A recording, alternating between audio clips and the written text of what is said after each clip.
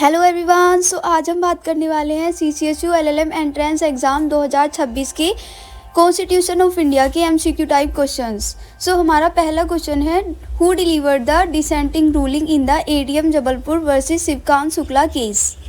सो 4 option है, आप बताइए कि इसमें से कौन सा ऑप्शन करेक्ट है। सो हमारा option A is the correct option. Justice HR Khanna delivered the dissenting ruling in the ADM Jabalpur versus Shivkant Shukla case, in which case it was held that right to life does not include the right to die। ऐसा कौन सा case था जिसमें कि ये held किया गया था कि right to life right to die को इंक्लूड नहीं करता। सो इसका करेक्ट ऑप्शन है option A, Gyan Kaur versus state of Punjab. In which case it was held at prohibiting the employment of a person below 25 years of age in a hotel violates the right to livelihood। Correct option बताइए कि क्या हो सकता है। Option A, option B, option C या फिर option D.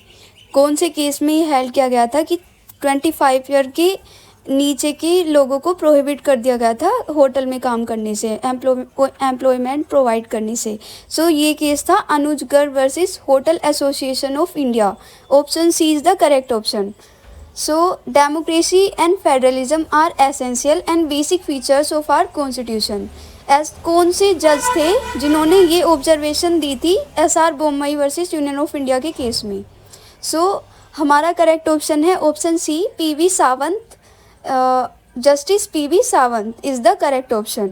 In which case it was ruled that the subjective satisfaction of the president under Article 356 cannot be challenged, but the grounds for the satisfaction can be challenged before the court। सो इसका correct option बताइए कि इसका correct option है हमारा option A, SR Bommai versus union of India is the correct option.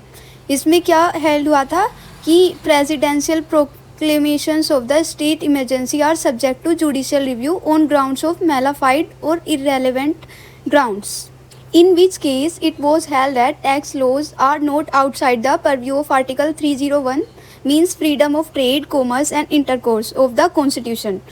ऐसे कौन से case में हेल्ड हुआ था कि tax laws are not the outside of purview of article 301। So हमारा करेक्ट ऑप्शन है option C, Atiabari tea company versus state of Assam is the correct option.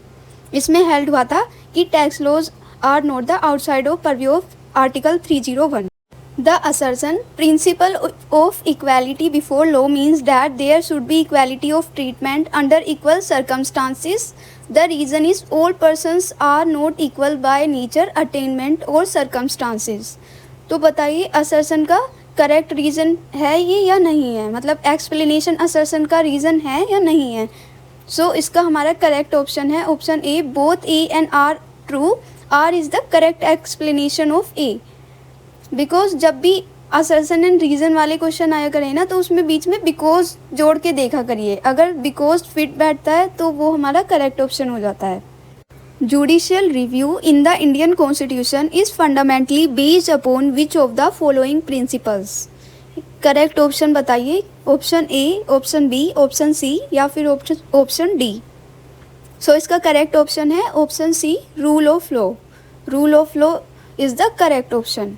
Which of the following is not considered a state for the purpose of Article 12 of the Constitution। Article 12 में state की definition दे रखी है, उसमें से इन 4 में से ऐसा कौन सा ऑप्शन है जो स्टेट की डेफिनेशन में इंक्लूड नहीं होता। सो बताइए कि क्या कंसिडर्ड नहीं होगा स्टेट में। सो हमारा option A is the correct option. NCERT is not covered under the definition of state.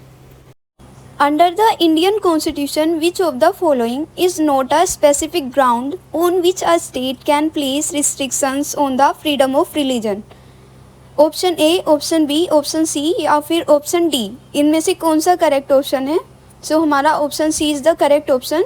Public order, morality and health के बेसिस पे रिस्ट्रिक्शन लगाई जा सकती हैं फ्रीडम ऑफ रिलीजन पर, लेकिन सोशल जस्टिस के बेसिस पे एक ग्राउंड नहीं है रिस्ट्रिक्शन लगाने का फ्रीडम ऑफ रिलीजन पर। What provisions is contained under Article 253 of the Constitution to make legislation with the consent of the state? या फिर option B, option C, option D, कौन सा करेक्ट ऑप्शन है। Option B is the correct option. to make legislation for giving effect to international agreements. Basically, Article 253 gives the powers to Parliament to implement the international treaties. Article 360 of the Indian Constitution is related to financial emergency, legislative power of Parliament, failure of constitutional machinery in the state, effect of emergency. What option is the correct option? Which option is the correct option? Please बताइए. So option A is the correct option. Financial emergency से related है article 360 of the Indian constitution. Who among the following holds office during the pleasure of the president. President की pleasure से कौन सा ऐसा मतलब कौन सी ऐसी पोस्ट है जो प्रेजिडेंट के प्लेजर से अपनी ऑफिस को होल्ड करके रखते हैं. Option A, option B, option C या फिर ऑप्शन डी.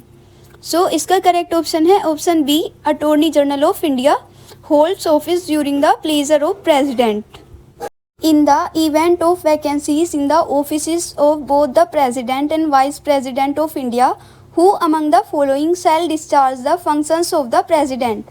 अगर प्रेसिडेंट एंड वाइस प्रेसिडेंट दोनों की ही ऑफिस वैकेंट रहते हैं तो इस केस में कौन उनकी ऑफिस को संभालेगा, उनके फंक्शंस कौन डिस्चार्ज करेगा. सो इसका करेक्ट ऑप्शन है option B, chief justice of India. Fundamental duties were added to the Constitution by the 42nd Amendment Act 1976 in accordance with the recommendations of which committee? कौन सी committee की recommendation से fundamental duties को add किया गया था constitution of India के अंदर. सो स्वर्ण Singh committee is the correct option. Option D is the correct option. Under parliamentary privileges, no member of parliament shall be liable to any proceedings in any court in respect of anything said by him in the parliament, anything said by him in any parliamentary committee, both A and B. So इसका correct option है option C, both A and B. The parliament has the power to legislate with respect to a matter in the state list provided it is in the national interest, interest of the state concerned, interest of the public, interest of a minority. So which option is the correct option? इसका correct option है option ए. National interest के matter में parliament के पास power है कि वो state list के भी सब्जेक्ट्स पे लॉज को बना सकती है. सो इसमें हमें मैच करना है रिट ऑफ हैबियस कॉर्पस के आगे जो लिख रखा है क्या वो सही है या नहीं. सो इसमें आप ऑप्शन बताइए. Option A is the correct option. Writ of habeas corpus available against private individuals. A dispute between the state in India comes to the Supreme Court under which of its jurisdictions? Option A, option B, option C, option D. So इसका correct option है option B. Option B is the correct option. Original jurisdiction के under में आता है जब भी दो states के बीच में डिस्प्यूट होता है एंड वो सुप्रीम कोर्ट में आता है, या फिर सेंटर एंड स्टेट के बीच में कोई डिस्प्यूट होता है वो सुप्रीम कोर्ट के पास आता है. सो ये सब हमारा ओरिजिनल जुरिडिक्शन में आता है. Thank you so much guys for watching this video. Hope you all like this video. Bye bye.